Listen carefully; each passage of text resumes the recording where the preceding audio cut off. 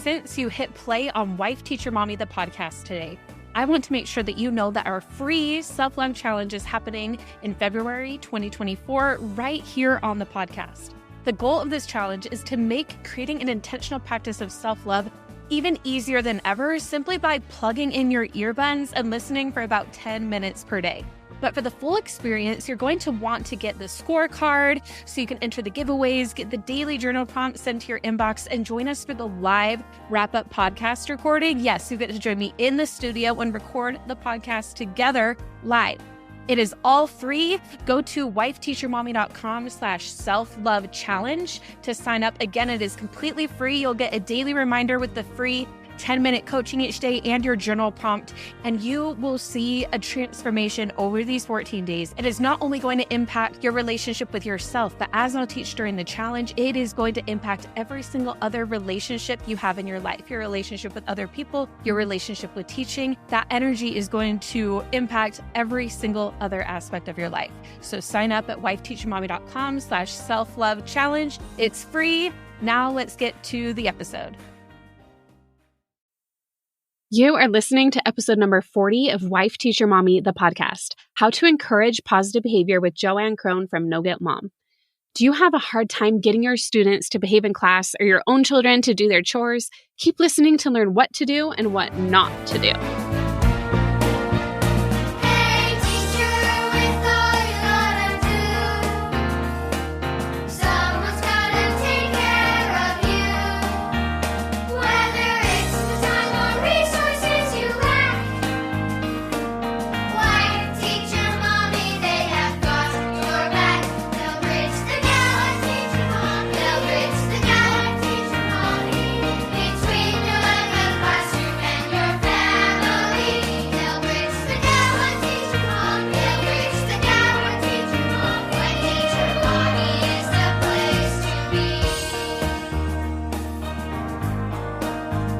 Glad you're here listening to Wife Teacher Mommy, the podcast today.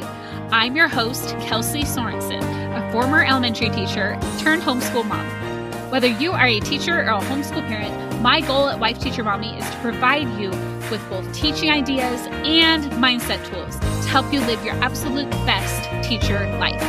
Be sure to hit subscribe on your favorite podcast app so you don't miss an episode. Now let's go. Hey friend, I'm so happy you joined me today. If this is your first time listening, welcome. I'm so glad you're here. And if you've been here before, thank you for listening again. It means so much to me when you take the time to listen to these episodes because I pour my heart and soul into them. I love this podcast. It is my passion project. So I just wanted to take a moment to thank you for being here. I wouldn't be able to do this if I didn't have listeners listening. So thank you. And today we are talking all about encouraging positive behavior.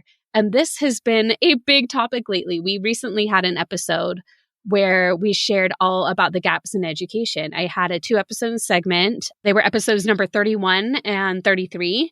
In 31, we talked about the achievement gaps in education. But in episode 33, we talked about the social emotional gaps in education.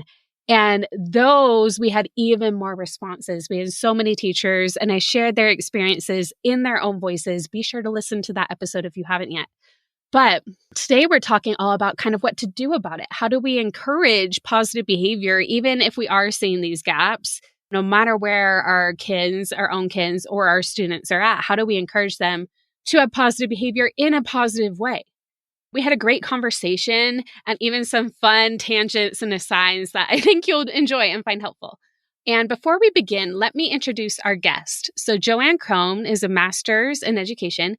She is a parenting educator who helps moms feel confident in everything from raising empowering, self-sufficient kids to dropping the anxiety and guilt out of modern parenthood. She's an accomplished writer, author, podcast host of the No Guilt Mom podcast, and speaker, appearing in national media and founder of the company No Guilt Mom. Her specialty is talking to both parents and kids with her parenting course, Calm and Happy Parenting, and her self-paced digital courses for kids in handling big emotions, getting kids to help out more, creating a morning routine, and conquering the homework drama. JoAnn is a former elementary school teacher with a master's degree in curriculum and instruction, as well as a national board certified teacher in middle childhood education. She is a mom of 2 kids, ages 13 and 9.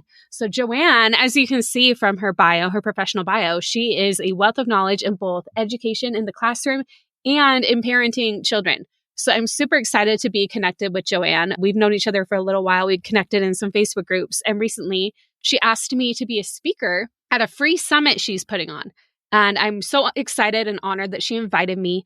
It is called the Be Resilient Summit. And the purpose of the summit is to give families the tools to be kind, manage stress, and persevere through challenges. So if you're a teacher, mom, or dad with kids of your own, be sure to check it out. I have a session all about the 5 pillars of social emotional learning and activities and read alouds to use at home. So I will link to the summit in the show notes. It is free, remember.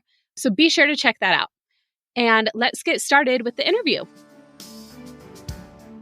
Hey, JoAnn, I'm so happy you're here on the podcast. Hey, thanks for having me. I'm excited to be here. I'm so excited to have you. And I'm really excited for the reason you're here too, your Be Resilient Summit. I'm super excited to hear more about that, but also about how teachers and especially parents, I know this is more geared towards parents, how we can help with behavior problems and with learning and handling their emotions. So I'm really excited. First off, can you tell us a little bit about yourself? Introduce yourself to our listeners. Sure. So I am JoAnn Crohn. I'm the founder of No Guilt Mom. But before I founded No Guilt Mom, I was a teacher, elementary school teacher. I taught 5th grade and I absolutely loved it. And I would have probably still been a teacher today if not for my son, he's my second born. He was born in July and I was like, I'm going to take a year off because this 4th grade class coming up is crazy. And they cannot start with a sub and then they cannot have me come in like October sleep deprived from a newborn. Like that would not be the best option for these kids. So I took a year off, and during that year, that's when I started what is now No Guilt Mom. And we help parents just crush parenting by improving communication between family members and recognizing emotions and kids' emotions and validating those, and also taking all that shame and guilt off of mom's shoulders. Oh my goodness. I feel like so many of us feel like shame and guilt and we feel bad, especially for the teachers who are also moms. Like you feel guilty that like, oh, I'm giving so much to my students. What about my kids at home? And just finding that right balance. It can be so challenging. So what do you think is causing so many more behavior problems at home for parents? I mean, I think it's funny because our society expects so much of parents, moms in particular. And we were probably raised, like most of us, in the early 90s or late 80s, where it was our parents' way or the highway. Like we were supposed to listen to our parents. We were supposed to follow their directions. And we weren't really given much input, nor were we listened to very much what our concerns were. Like it was like our kids' concerns are kind of secondary. Like my dad used to joke around, and I remember this really clearly. He said that children should be seen and not heard. And he was just doing that when I was like mouthing off or something. But it really was kind of what parents thought of as kids, like in the 80s and 90s. Well, fast forward to today, and we're realizing that not listening to kids, not really validating emotions leads to a whole line of other issues, including stuff that pops up, especially for women. Like, I don't know if you struggle with imposter syndrome. I struggle big with imposter syndrome, with delegating work within the home between like genders, struggle with that. And there's all these things that we're seeing now, our generation as adults, we're like, okay, what can we do for our kids? Like, how can we help our kids in this?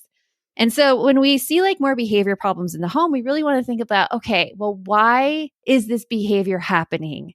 Because the way we were raised, it was like, okay, well, mom or dad is going to like ground us or give us a specific punishment. And we're not seeing that work anymore.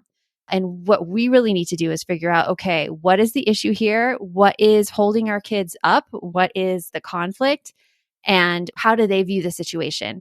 And then once we know those things, we can work on solving those issues instead of just looking at it as a challenging behavior overall. Yes, I think that's such a good point because I feel like our generation of parents, we are seeing like, okay, we need to listen to our kids, but then it's like, we maybe weren't given the example of how to do that while also balancing like, okay, how do we listen to them, but also have some sort of balance in our home where like, we do have rules that need to be followed and everything. And same with teachers in the classroom. And I know that some are like, oh, these kids are different, and it's because of this shift, which you've mentioned. So I find that so fascinating. What about teachers in the classroom who are also seeing this? Kind of like I mentioned, they're like, oh, these kids are different than they were 20 years ago. Well, yeah, you mentioned that these kids are different, and it's all about like how we really want kids to interact with each other and how we want them to learn. Like so much of teaching in the classroom now is focused on problem solving because back like when we were growing up, like we didn't have the internet.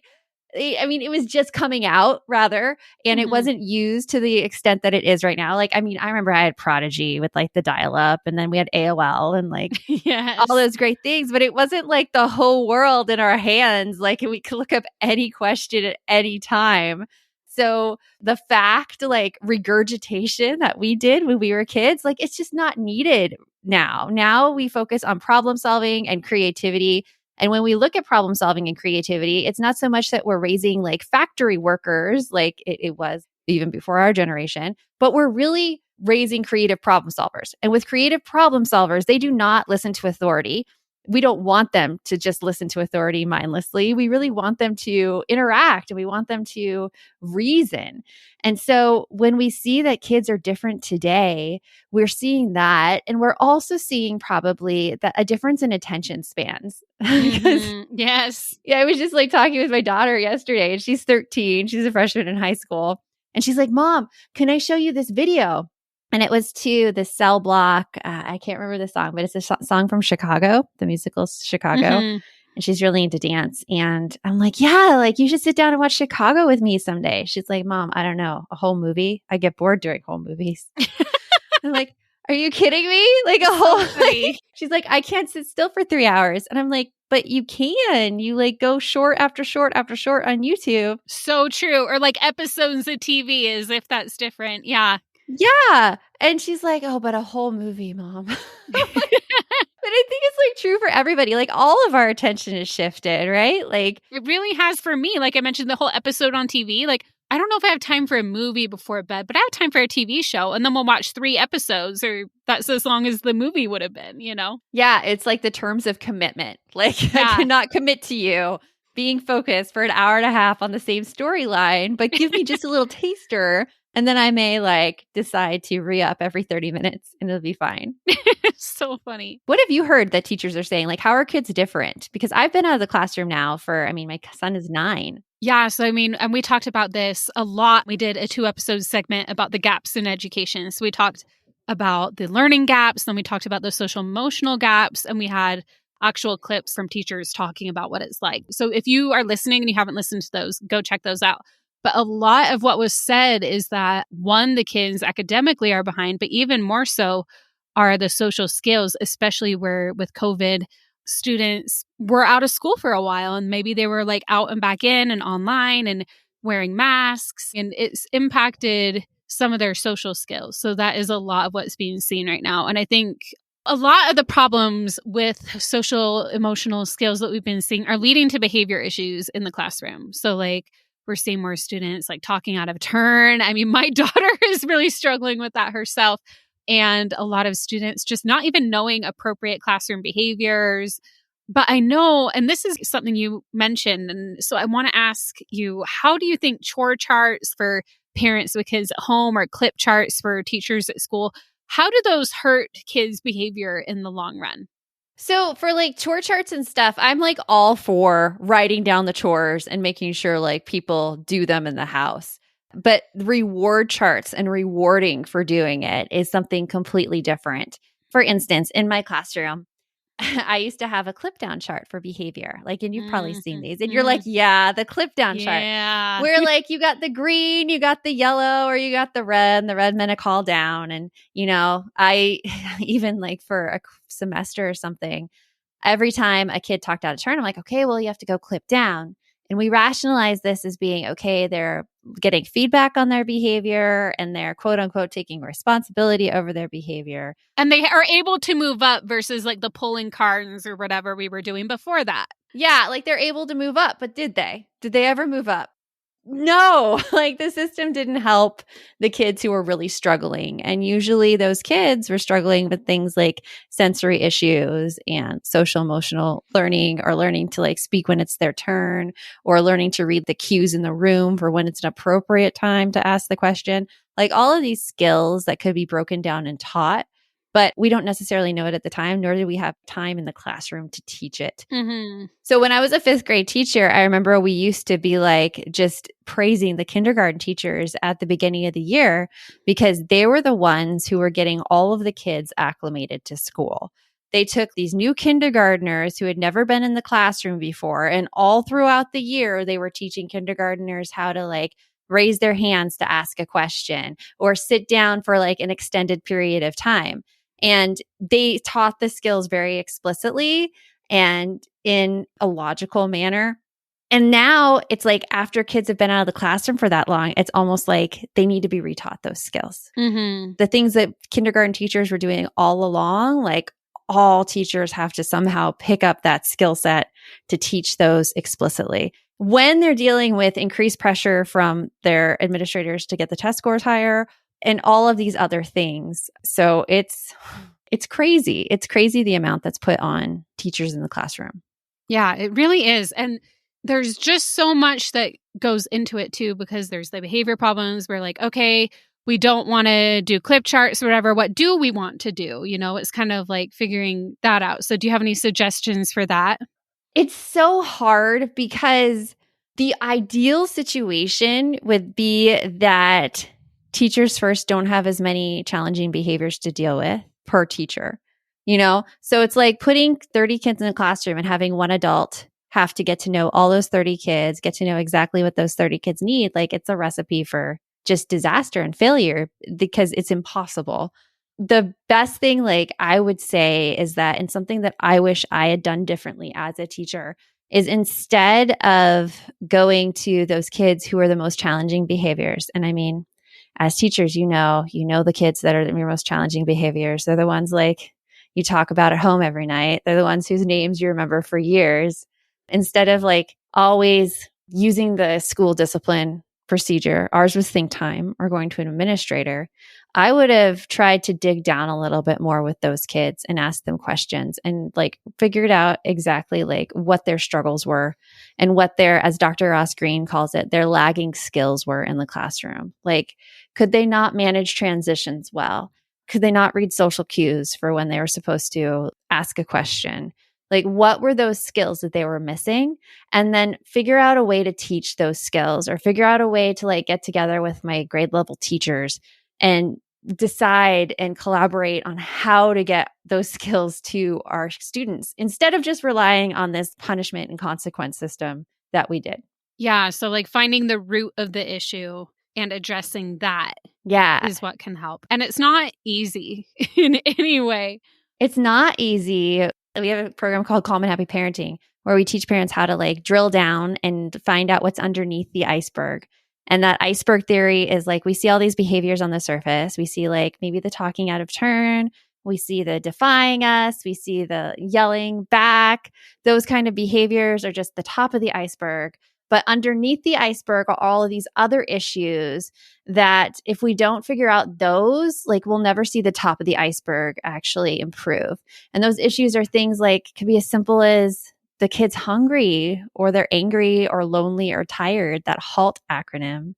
Or maybe it's self-esteem, or maybe it's exhaustion, or maybe there's like a sensory issue at play where it's bothering them more than like the typical child because their senses are just amplified and their brain feels like it's a danger. It's this idea of neuroception, which is in Dr. Mona Delahook's book, Beyond Behaviors, which I totally love, and how everyone's brain perceives danger as different. Like they perceive dangers differently. So this could be seen a lot with kids who have a really strong reaction to fireworks. Their perception of that noise feels dangerous. Well, it doesn't feel dangerous to us. And it's just how their brains interpret danger.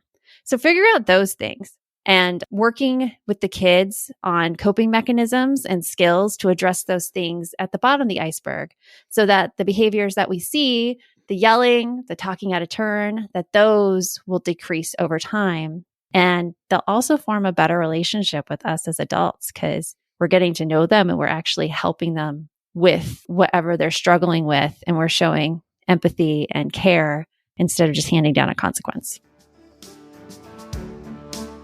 Are you enjoying this episode of the podcast? If so, you will love the life coaching program inside Wife Teacher Mommy Club. You will get to join us in 2 to 3 live group coaching calls on Zoom every single month. We'll pick a new topic for a workshop for our first call every month, and then have an open call or two where members can bring their own questions. Every call will be available for replay on the members-only private podcast, so you can get more coaching via on-the-go podcast form just like this. Plus, you will have access to our Ask a Coach page where you can submit your own questions anytime for all your teacher struggles, big or small. The life coaching alone is worth the small $29.99 a month fee. I promise you won't find life coaching for this price anywhere else. Plus, you'll get access to our entire teaching resource library of over $4,000 worth of resources and growing every single month. Go to teachyourlifecoaching.com to learn more about the life coaching inside the club. I love that iceberg analogy. I feel like that's so helpful. And it can totally be applied to, your own students in the classroom, but also your own children as a parent. And so many of us, we're teachers, we're also parents, or we have some homeschool moms who listen too. So let's talk a little bit about how this looks like in the home. So let's take chores, for example. So what do you do if your kids do chores not up to your standards, like leaving food on the dishes or dusting not well enough? So chores are like such a hot button issue in the home because a lot of times when we talk about like our standards, we have pretty high standards. I mean, food on the dishes, that is a given, total given. But sometimes like my kids will pick up the living room and they'll like leave a book here and there and they'll be like, what? I was just leaving it there. That was their perception of it. But my perception of it was like all their personal belongings are in their room. And so in terms of chores, it is always a family conversation. Everything is a conversation. And I suggest to do it through family meetings. So every week, getting the family together and talking about those issues that are happening in the home. So if something's happening with chores over and over and over again, that is a great issue to talk about at the family meeting. Just being like, hey, I notice when the dishes are being washed, there's a lot of food on them. What's up? And starting with that really general question, not attaching any like shame to it and leaving it open for the kids to respond is a great way to start any conversation. And they might be like, I don't know, or yeah, there is. And that's where we can further drill down to really figure out what they think about this situation, what they think about the food on the dish. Because maybe we'll ask them, oh, well, I see like the cups are clean, but the plates aren't. Like, what's the difference there? And they might point out something like, oh, like, well, the plates, I have this big brush, but the cups, I just can't get it off with like this other brush I have. Or maybe it's something like the food is just too dried on the plates to get it off. And I have to scrub really, really, really hard. And so when we find an answer like that, it's actually awesome because we're like, oh, the food's scrubbed hard. Well, that means that people aren't rinsing off their dishes. And we could help as a family make sure our dishes are rinsed off. And that'll help you actually clean the dishes better. So when we ask kids those questions and we get down to like, what is the root cause of it?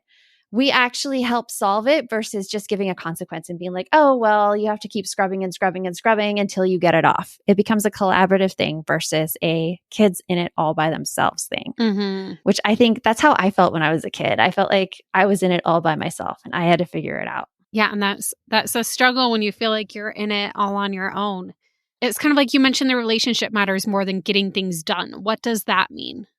So a lot of times we are just, we're so overwhelmed. We have so many things on our plate and all we want to do is just get it done. Like, and I get into that mode too. I go through, I see like a mental checklist in my mind of everything that we have to do in the home. And so I start barking off orders. I'm like, okay, we need to do this, and this, and this. And you can hear the stress in my voice. And that is usually when my kids start pushing back really hard. And I think a lot of us have had that experience of just kids pushing back really, really hard. It's hard for me at this stage in my life to step back with my teenage daughter.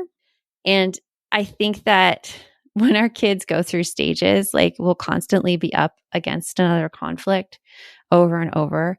And keeping the relationship strong looks so differently when you're dealing with teenagers versus when you're dealing with elementary schoolers. Like I was a 5th grade teacher and kids then, like they want to help adults. Part of them like wants to be seen as helpful, like mostly.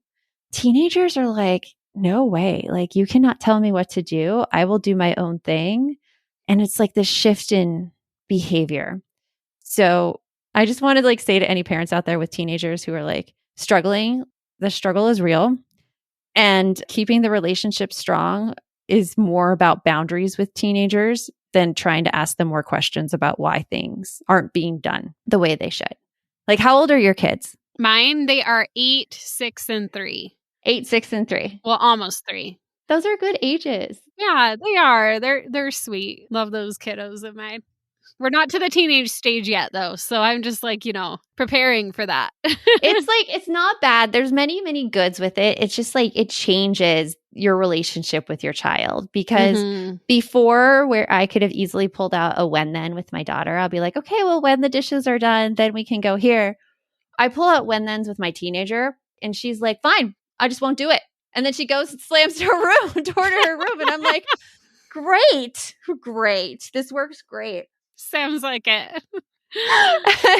At this stage, like, is when the relationship matters even more with teens. And we're digging a lot now into, I feel like my relationship is like transforming with my daughter, where we're getting more into adult to adult versus adult to child, even though she's very much a child. It's just a transition to adult.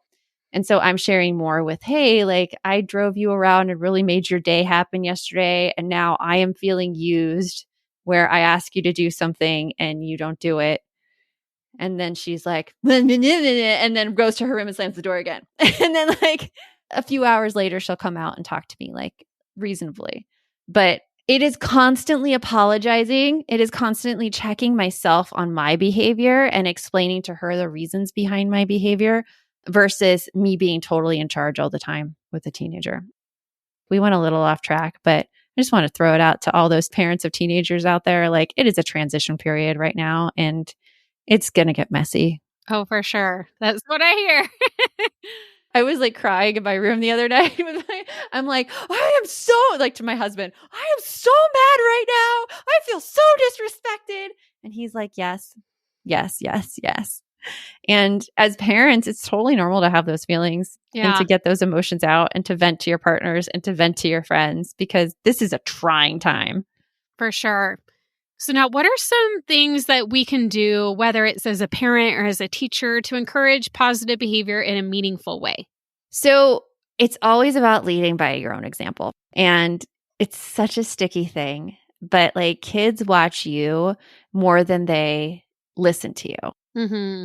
They watch what you do. They watch how you handle situations versus you giving them ideas on how they should handle their own lives.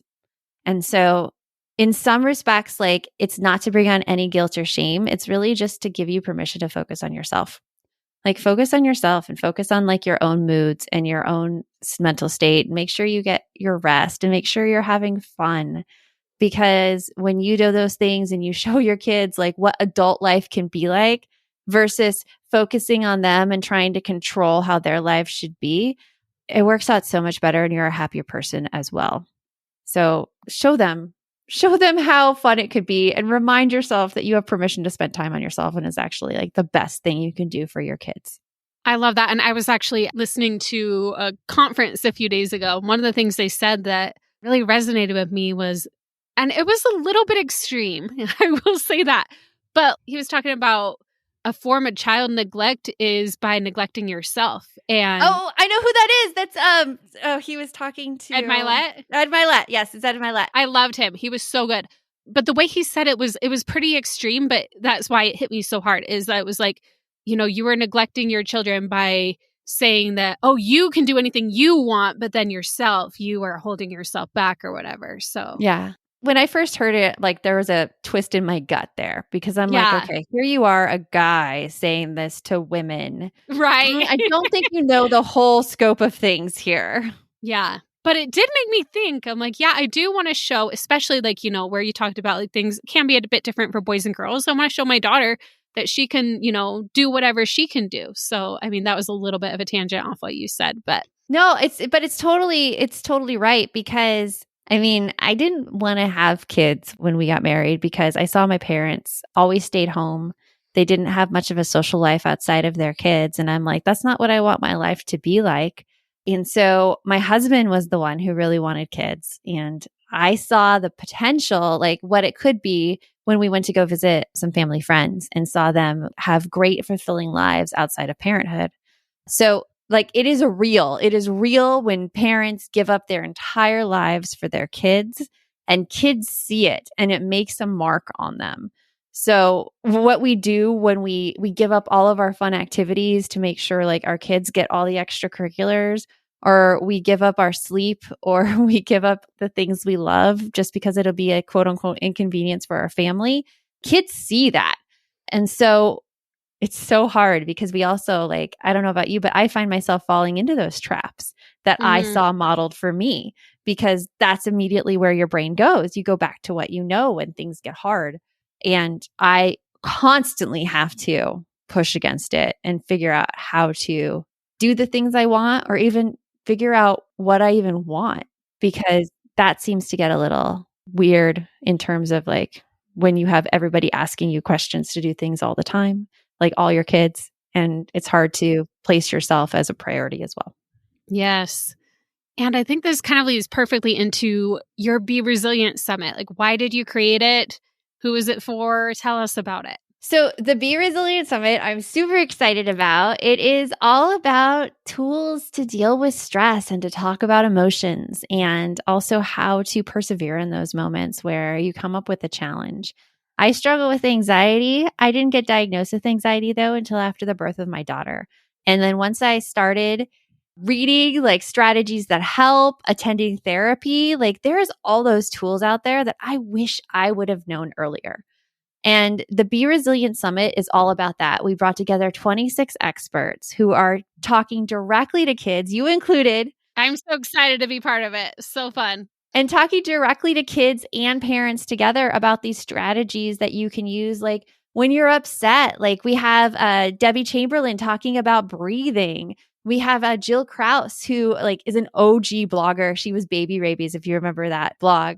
Like, oh my gosh, she was like an idol to me when I first started in this space. But she is talking about the power of affirmations and what like you say to yourself really matters and really affects your mindset.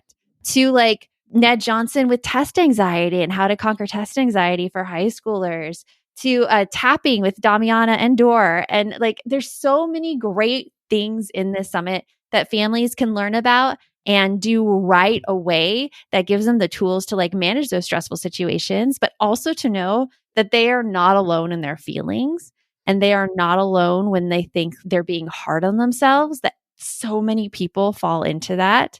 So I'm super excited about the summit, and I'm so excited that you're in it as well. And it's just going to be a phenomenal event.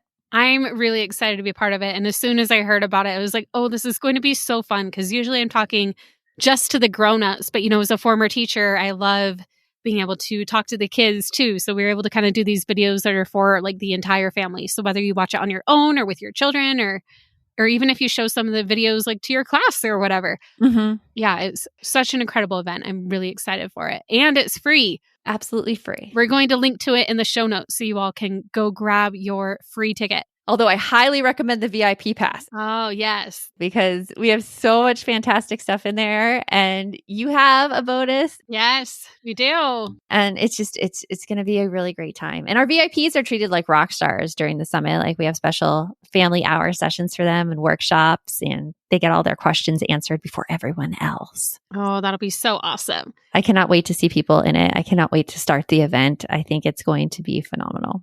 I can't wait. Okay, so where can our listeners connect with you as well? Like before, after the event, they might be listening to this after. So a great place to connect with me is we have a podcast, the No Guilt Mom podcast, which I host with my best friend, Bree Tucker. And we're every Tuesday. And we also are on Instagram, No Guilt Mom. And you can visit me at noguiltmom.com. Awesome. Well, we will put all those links in the show notes, and everybody grab your free ticket and then upgrade to VIP if you want. It would be an awesome thing to do. Our 36 weeks of social emotional learning is a bonus if you do that, which that alone is worth at least $30. So yeah, definitely check that out. JoAnn, thank you so much for coming and being here and taking some time out of your day to share these awesome tips with all of us. Thank you for having me. If you enjoyed today's interview, be sure to stay tuned for more incredible episodes of the podcast. Be sure to hit subscribe so you don't miss an episode. And be sure to go to the show notes and check out the Be Resilient Summit. I'll talk to you next week. If you're enjoying this podcast, be sure to hit subscribe so you don't miss an episode. And if you're ready to take the next step with me, then you are going to love Wife Teacher Mommy Club. Our top-selling resources for pre-K through 6th grades have been used and loved by tens of thousands of teachers. And the club gives you one-click access to all of them to meet the needs of every child you teach while saving tons of time. Plus, you'll have our certified life coach in your back pocket with several monthly workshops and an Ask a Coach portal you can use 24/7. The combo of resources and coaching is our secret sauce to your best teacher life. Think of my team and I as your personal team, doing the lesson planning for you and on the sidelines coaching you and cheering you on as you focus on what you do best, impacting the children you teach. Plus, if you're loving this podcast, you'll also have access to our private podcast just for members, where I continue the conversation with all of our guests with members-only bonus episodes. And don't forget the club with VIP access to Educate and Rejuvenate, our summer conference, and our private Facebook community full of like-minded educators supporting each other. You do so much for everyone else, so it's time to invest in yourself. Your teacher friends' jaws will drop when they see just how quickly you finish your planning. Not to mention the glow of the happier, more fulfilled you. Head on over to wifeteachermommyclub.com to learn more.